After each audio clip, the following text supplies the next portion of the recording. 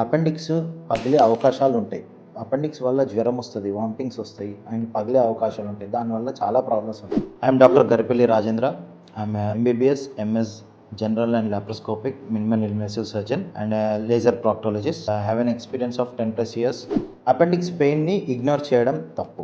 Appendix అంటే మన చిన్న పేగు చివరి భాగంలో ఉండే ఒక ఆర్గన్. దానికి వాపు వచ్చినప్పుడు కానీ ఇన్ఫెక్షన్ అయినప్పుడు మాత్రము అది పెద్దగా అవుతుంది. ఇప్పుడు చాలా మంది నా దగ్గరికి వచ్చి ఏమంటారు అంటే, అపెండిక్స్ వచ్చింది కదా, నాకు కొంచెం టైం కావాలి, టాబ్లెట్స్ రాసిస్తే తగ్గిపోతుంది, టాబ్లెట్ నిన్న వేసుకున్నాను తగ్గిపోయింది, మళ్ళీ ఈరోజు వేసుకుంటాను. But that is not the correct way. ఎందుకు అంటే ఆ అపెండిక్స్ పగిలే అవకాశాలు ఉంటాయి.